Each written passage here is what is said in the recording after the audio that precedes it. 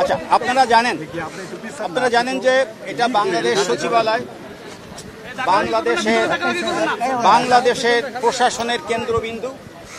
বাংলাদেশে যতগুলো কেপিআই রয়েছে তার মধ্যে অন্যতম প্রধান কেপিআই হচ্ছে বাংলাদেশ সচিবালয়।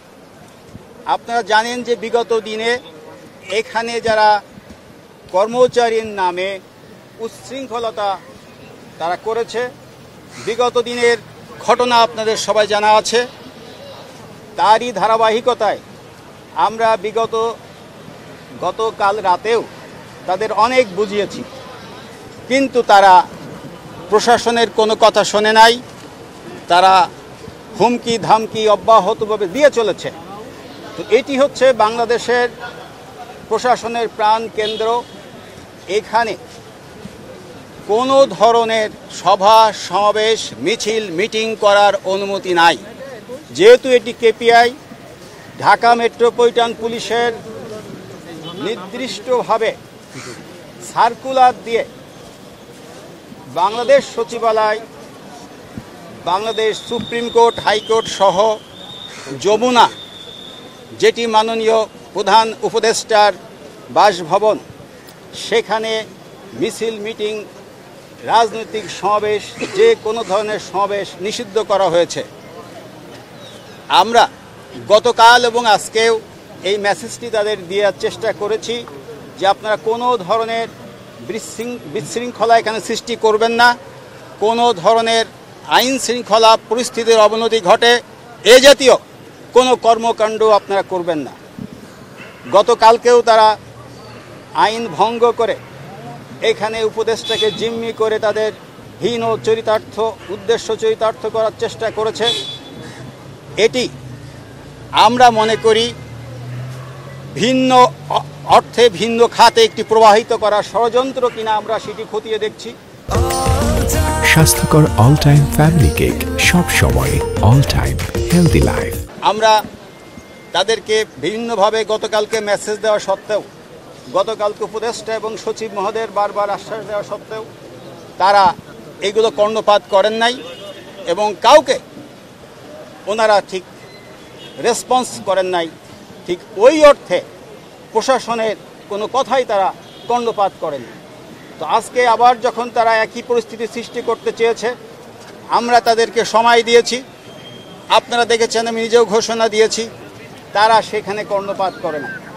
তারা এ ধরনের মিছিল অথবা সমাবেশ যেটা বেআইনি কর্মকাণ্ড, সেই বেআইনি কর্মকাণ্ডকে তারা অব্যাহত রেখেছে। ঢাকা মেট্রোপলিটন পুলিশ কোনোভাবেই কোনো বেআইনি কর্মকাণ্ড কোথাও অ্যাকসেপ্ট করবে না।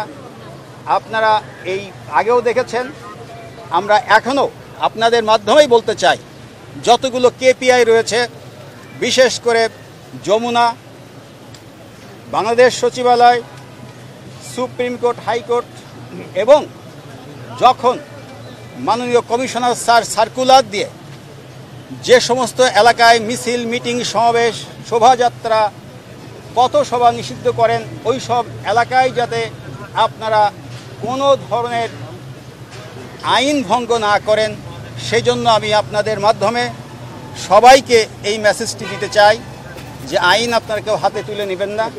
বর্তমান সরকার বিভিন্ন কর্মচারীদের দীর্ঘদিনের পুঞ্জীভূত সমস্যার কিন্তু সমাধান করে যাচ্ছে। যে কোনো সমস্যার সমাধানের একটি লিগ্যাল পথ রয়েছে, এটি লিগ্যাল ওয়ে রয়েছে।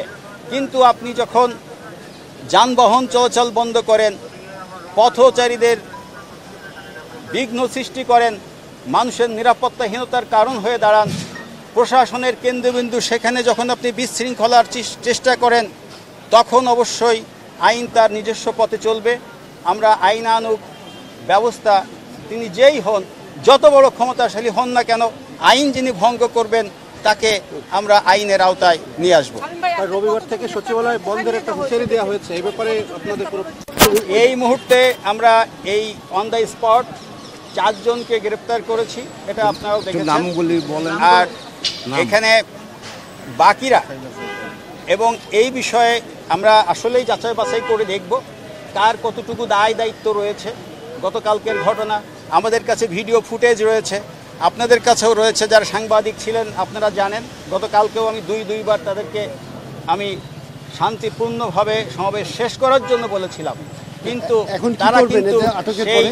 বিষয়টি তারা আমলেই নেয়নি।